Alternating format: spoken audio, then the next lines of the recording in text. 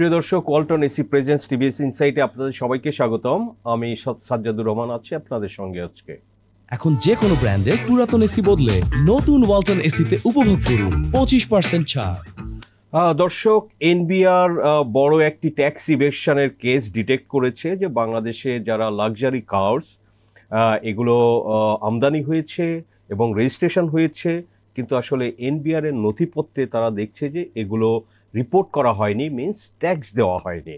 So দর্শক, এই গাড়িগুলো আসলে বাংলাদেশের আমরা যদি টাকায় বলি 3 থেকে 10 কোটি 12 কোটি টাকা পর্যন্ত দাম আছে। তো এই ধরনের 1339টি গাড়ি এনবিআর এর ইন্টেলিজেন্স সেল তারা ডিটেক্ট করেছে।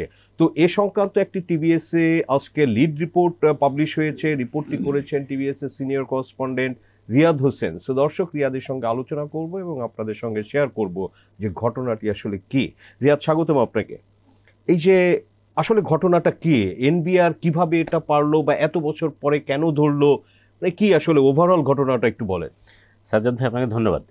আসলে এই গাড়িগুলো গত 5 বছর, গত ফেব্রুয়ারি থেকে তার আগের 5 বছর সময়ে যেগুলো বিআরটিএতে রেজিস্ট্রেশন নিয়েছে, ওই গাড়িগুলোই মূলত সিআইসি ওই সময় ইম্পোর্ট হয়েছে এবং রেজিস্ট্রেশন হয়েছে, ওই সময়ের মধ্যে রেজিস্ট্রেশন হওয়া। ওকে। তো এখানে একটা জিনিস আমরা দর্শকদের জন্য পরিষ্কার করে রাখতে পারি, সেটা হচ্ছে এই গাড়ি আমদানির ক্ষেত্রে যে ইম্পোর্ট ট্যাক্স আছে সেটি তারা হয়তো দিয়েছে, অথবা রেজিস্ট্রেশনের সময় একটা এআইটি নেয় সেটিও দিয়েছে, কিন্তু এই গাড়ি যেই টাকা দিয়ে কিনেছেন, গাড়ি দেখায়নি মানে হচ্ছে গাড়ি যে পরিমাণ টাকা দিয়ে কিনেছে, আপনি যেটা বললেন 1 কোটি থেকে 10 কোটি টাকার মধ্যে বিভিন্ন রেঞ্জের গাড়ি।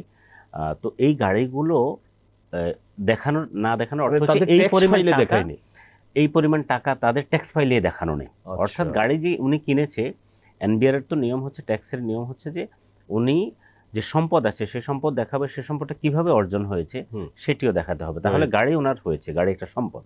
কিন্তু এই গাড়িটার টাকা উনি কিনতে পারে, তাতে কোনো সমস্যা নেই, কিন্তু গাড়িটা উনি যে কিনেছেন সেই টাকাটা কোথায়? আসলে এখন প্রশ্নটা হবে হলো এখানেই যে এই যে 5 কোটি টাকা দিয়ে যদি কেউ একটা গাড়ি কিনে থাকেন, তাহলে উনি 5 কোটি টাকা কই পেলেন? এবং এই 5 কোটি টাকার উনি যেহেতু দেখান নাই, তার অর্থ হচ্ছে এই 5 কোটি টাকা আয়ের উপরে ট্যাক্স হয়নি। এখন এনবিআর এর সিআইসি যেটা করেছে, গত 5 বছরের যেই ইনফরমেশন সব নিয়েছে, তারা দেখলো যে টোটাল 5,000-এর উপরে গাড়ির সন্ধান পেয়েছে, এবং এগুলো কিন্তু লাক্সারি। আমি একটু আপনাকে নামগুলো বলতে পারি, কয়েকটি গাড়ি কি কি আছে, বিশেষ করে যেমন আপনার বিএমডব্লিউ, মার্সিডিজ, ল্যান্ড রোভার আছে, অডি, রেঞ্জ রোভার, পোর্শে, ল্যাম্বরগিনিও আছে, টেসলা, রোলস রয়েস, আরও কিছু আছে। তো এই গাড়িগুলো, এগুলো কিন্তু আপনি জানেন অনেক দামি গাড়ি, এগুলো আসলে সবার পক্ষে অ্যাভেল করা সম্ভব না।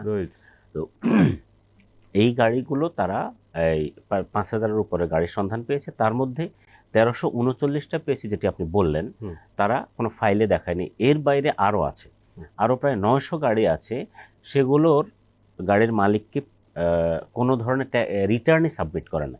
একটা হচ্ছে যে ধরুন কেউ ট্যাক্স ফাইলে তার যে ট্যাক্স রিটার্ন উনি সাবমিট করেন, সেখানে হয়তো 3টা গাড়ির জায়গায় একটা গাড়ি দেখিয়েছেন, 2টা দেখাননি, সেটা হতে পারে এইগুলা। আরেকটা আছে কেউ এই বাকি যে 900 গাড়ি, তারা রিটার্নই সাবমিট করেন নাই।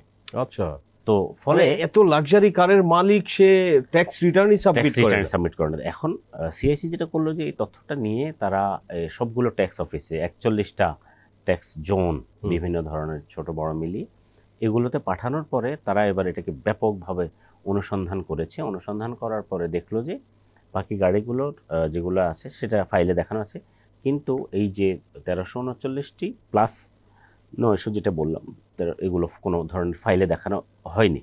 এখন তারা যেটা করছে, ওই সব ব্যক্তি যাদের নামে রেজিস্ট্রেশন হয়েছে তাদেরকে এখন তারা নোটিশ পাঠানো শুরু করেছে এই টাকা কোথায় পেলো বা এই টাকার উপরে যে ট্যাক্স, সেই ট্যাক্স দেওয়ার জন্য। আচ্ছা, এই যে এরা এই গাড়িগুলোর মালিক কারা, কোন শ্রেণীর লোক?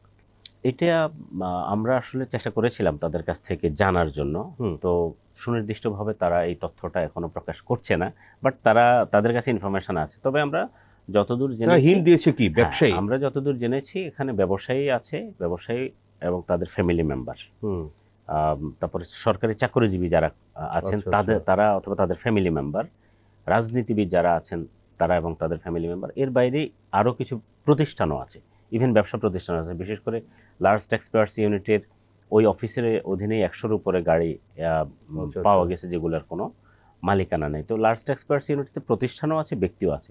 তার মানে নিশ্চয়ই প্রতিষ্ঠানও এখানে থাকতে পারে যারা এই তথ্যগুলো লুকিয়েছে। রাইট। তো এটা এখন এনবিআর ডিটেক্ট করলো, আপনি বললেন যে তাদেরকে নোটিশ পাঠাচ্ছে, তো তাদেরকে এনবিআর অফিসে ডাকবে? তাদের প্রয়োজন হলে অফিসে ডাকবে। তাদের কাছে এখন যেটা চাচ্ছে আসলে এই টাকা, তাদের কাছে এখন যেটা চাইবে এনবিআর। এখানে একটা ইন্টারেস্টিং বিষয় আছে, এনবিআর এর অফিসাররা ধারণা করছে যেহেতু এটা ট্যাক্স ফাইলে দেখানো হয়নি, এটা আসলে আনডিসক্লোজড মানি অথবা মোস্টলি অবৈধ অর্থে কেনা। তো স্বাভাবিকভাবে এনবিআর এর আবার জুরিসডিকশন আছে, এনবিআর কতটুকু যেতে পারবে। এনবিআর এর কাজ হচ্ছে ট্যাক্স আদায় করা, অর্থাৎ আপনি গাড়ি কিনেছেন, গাড়িটা ডিটেক্ট হয়েছে, এখন আপনি এই গাড়ির যে দাম, সেই দাম অনুযায়ী আপনি, তাহলে যদি ধরুন কথার কথা কেউ একটা গাড়ি 5 কোটি টাকায় কিনলেন, তাহলে উনি এখন 5 কোটি টাকার উপরে, আমাদের দেশে কিন্তু ট্যাক্সের রেট হচ্ছে ব্যক্তি করদাতাদের ক্ষেত্রে গত সময়ে যেটা ছিল সর্বোচ্চ 30%। তার মানে এই ব্যক্তিরা সর্বোচ্চ 30%-এর এই রেঞ্জে পড়ে যাওয়ার সম্ভাবনাই বেশি। তো সেক্ষেত্রে 5 কোটি টাকার গাড়িতে যদি 30% ট্যাক্স হয়, 5 কোটি টাকার গাড়ি মানে উনি গাড়ি কিনেছেন 5 কোটি টাকা দিয়ে, ওটা পুরোটাই ওনার আয় হিসেবে এখন গণ্য হবে, আয় হিসেবে দেখে সেটার উপরে কর ধার্য করবে। 30% হিসেবে 1.5 কোটি টাকা উনি এখন ট্যাক্স দেবেন। কেউ যদি 1 কোটি টাকায় কিনে থাকেন তাহলে উনি 30 লাখ টাকা ট্যাক্স দিবেন, এরকম। এখন তাদের কাছ থেকে আসলে এনবিআর ট্যাক্সটা আদায় করবে। এখন প্রশ্ন হচ্ছে, তো এটি তো আরো গভীরে যাওয়ার সুযোগ আছে যে উনি গাড়ি কিনলেন, এনবিআর ট্যাক্স আদায় করেই কি শেষ? না, এটা তো হাইড করলে, তো কেউ যদি তথ্য লুকায় ট্যাক্স ফাইলে সেগুলো না দেয়, তো সেগুলো তো এক ধরনের আপনার অফেন্স এবং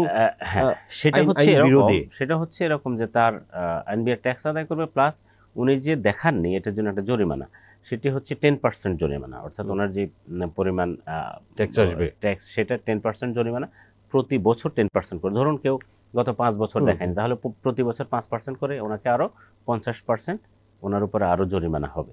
এটি হলো এনবিআর এর পার্টের কথা বলছি। এনবিআর এখানে এনবিআর এর কাজ শেষ। কিন্তু এই যে ধরুন একজন ব্যক্তি 5 কোটি টাকায় গাড়িটা কিনলেন, উনি 5 কোটি টাকা পেলেন কই, এই কাজটা এখন করার কথা আসলে দুদকের। আমরা গতকালকে টিআইবির নির্বাহী পরিচালক ডক্টর ইফতেখারুজ্জামানের সঙ্গে কথা বলেছি।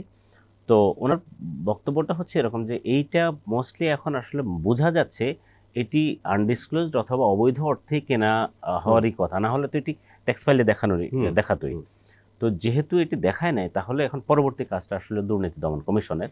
দুর্নীতি দমন কমিশন এই যে ব্যক্তির যাদের ফাইন্ড আউট হলো গাড়িগুলো, তাদের বিষয়ে আরো ফার্দার ইনভেস্টিগেশন করবে, তারা ওই টাকা আসলে কোথায় পেয়েছেন। তার মানে সরকারের হাতে একটা টুল এখন আছে যে এই আমাদের গত সময় একটা লম্বা সময় ধরে মানুষ হিউজ অবৈধ অর্থের মালিক হয়েছে নানানভাবে।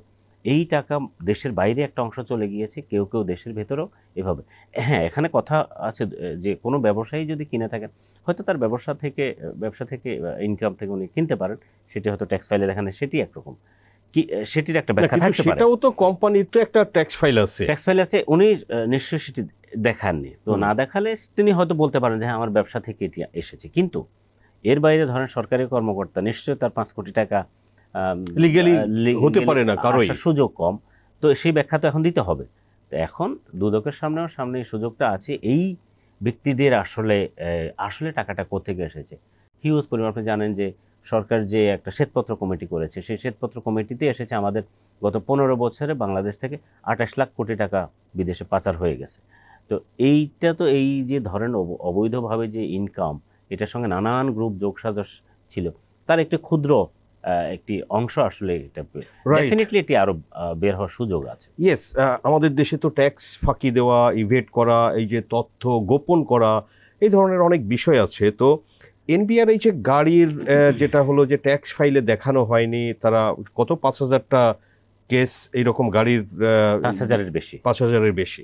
তো এনবিআর কি আসলে অন্য ক্ষেত্রেও যে ট্যাক্স ইভেশন বা ধরেন যে অন্য কেউ গোপন করছে কিনা তথ্য, এটা গাড়ি সে লুকিয়েছে, কেউ একটা ফ্ল্যাটও লুকাতে পারে, সেগুলো 3 কোটি 5 কোটি টাকা দাম। সো আপনার কি এনবিআর এর ইন্টেলিজেন্স সেল কি এইসব বিষয় নিয়েও কাজ করছে এখন? এনবিআর এর ইন্টেলিজেন্স কাজ করছে। এনবিআর এর আপনি জানেন যে একটা হচ্ছে central intelligence cell. Central intelligence cell পুরো ট্যাক্স, কাস্টমস, ভ্যাট সব পুরোটা নিয়েই কাজ করে।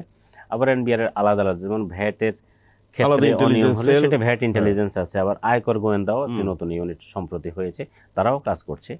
এখানে একটি গুরুত্বপূর্ণ বিষয় বলে রাখা দরকার, সেটি হলো এই যে দেখুন আমরা জানি যে বিআরটি এর সঙ্গে এনবিআর এর কিন্তু একটা লিঙ্ক তৈরি হয়েছে, রিয়েল টাইম ডাটা তারা চাইলে পাবে। অর্থাৎ সেখানে বিআরটি যখন গাড়ি নিবন্ধন করবে তখন নিবন্ধন করার সময় ওই ব্যক্তির যিনি নিবন্ধন নেবেন তার টিআইএন লাগবে। তো তাহলে এই ম্যান্ডেটরি, তাহলে এনবিআর এর তো রিয়েল টাইম দেখার সুযোগ আছে যে এখানে আসলে কোথায় এই গাড়ি আছে কিন্তু আমার ফাইলে নেই দেখার। আমরা এটা জানতে চেয়েছি গতকালকে। তো এনবিআর এর একদম শীর্ষ পর্যায় থেকে আসলে যেটা ওনারা বললেন যে এনবিআর এর যে ডিজিটালাইজেশন এনবিআর এর ভিতরে এখনো ঠিকভাবে হয়নি। বহু বছর ধরে তারা ডিজিটালাইজেশনের কথা বলছে, প্র্যাকটিক্যালি ডিজিটালাইজেশনটা সে অর্থে হয়নি। না হলে আপনার এই ব্যবস্থাটা, তারা যেটা বললেন যে যেহেতু বিআরটিএ নিবন্ধনের সময় কেবলমাত্র টিআইএন দেখে, ফলে তার অন্য কিছু দেখার দরকার নেই। এই ব্যক্তি টিআইএন দেখে উনি গাড়িটা নিবন্ধন দিয়ে দিলেন। পরবর্তীতে তার কাজ হচ্ছে যিনি গাড়িটার মালিক উনি পরবর্তী যখন ট্যাক্স রিটার্ন সাবমিট করবেন বছর শেষে, তখন উনি তার গাড়িটা ওই রিটার্নের মধ্যে দেখাবেন এবং দাম উল্লেখ করবেন। সেখানে উনি এটি গোপন করে গিয়েছেন, সেটি দেখান নেই। তাহলে এনবিআর তো এমন একটা মেকানিজম তৈরি হওয়া দরকার ছিল যে উনি গাড়িটা যখনই নিবন্ধন করলেন তখনই উনি এটা বুঝবেন এবং গাড়ি যখন হাইড করবেন সাথে সাথে এটা ধরে ফেলার কথা। তো এই কাজটা আসলে এনবিআরের ওই অর্থে হয়নি। বাট এখন যেটা হচ্ছে যে এনবিআরের এই বিভিন্ন গোয়েন্দা সংস্থাগুলো, আপনি জানেন যে গত সরকারের সময় যারা প্রভাবশালী ছিলেন অথবা যারা অনিয়ম করে অনেক টাকা ইনকাম করেছেন বলে বিভিন্ন সূত্রে খবর তারা পাচ্ছে, তারা এখন সেসব বিষয়ে খোঁজখবর নিচ্ছে, অনেকের বিষয়ে অনুসন্ধান হচ্ছে। বিশেষ করে সর্বশেষ সংসদে, জাতীয় সংসদে 50 জন নারী সংসদ সদস্য ছিলেন, তাদের বিষয়ে বিশেষভাবে অনুসন্ধান হচ্ছে। অন্যান্য সংসদ সদস্য, সরকারি কর্মকর্তা, ব্যবসায়ী, এরকম অনেকের বিষয়ে এখন অনুসন্ধান করছে এবং তারা খোঁজ পাচ্ছে। একটা ভালো অঙ্কের অর্থ তারা আবার পাচ্ছেও। অনেক অনুসন্ধান করলেই কিন্তু অনিয়ম পাচ্ছে এবং পেলে এখন যেটা দেখা যাচ্ছে তারা আবার গোপনে এসে সেটেল করছে, গোপনে এসে ট্যাক্স দিয়ে তার এটা যাতে কোথাও তার নামধাম প্রকাশ না হয়, যার কারণে যখনই ধরা পড়ছে ম্যাক্সিমাম গিয়েই এটা সমাধান করে ফেলতেছে। তো এটি এখন দেখা যাচ্ছে তার, কিন্তু কিছু কিছু যেরকম বড় ধরনের ঘটনাগুলো এখন সামনে আসছে আসলে। ওকে, রিয়াদ হোসেন, আপনাকে অসংখ্য ধন্যবাদ টিভিএস ইনসাইটে সময় দেওয়ার জন্য। দর্শক, আমরা আলোচনা করলাম যে এই যে লাক্সারি কার্স, 1339টি কার্স, বিভিন্ন মডেলের, BMW, Mercedes, Porsche, Lamborghini, so এই ধরনের যে খুবই খুবই লাক্সারি কার এগুলো। তো এগুলো আসলে বাংলাদেশে অনেকেই কিনেছে, ইম্পোর্ট ট্যাক্সও দিয়েছে, কিন্তু আসলে তারা তাদের যে নিজেদের ট্যাক্স ফাইল, তো সেখানে তারা এটা শো করেনি। তো এরকম 1339টি কেস এনবিআর ইন্টেলিজেন্স সেল পেয়েছে বলে আমরা জানতে পেরেছি। এবং আসলে এনবিআর কি করছে, কি করবে, সামনে আরও কি তারা করছে, এগুলো নিয়ে আমরা আলোচনা করলাম রিপোর্টার রিয়াদ হোসেনের সঙ্গে এবং আপনাদের সঙ্গে শেয়ার করলাম। দর্শক, আমাদের আলোচনা ভালো লাগলে লাইক করবেন, শেয়ার করবেন। আপনাদের সবাইকে ধন্যবাদ।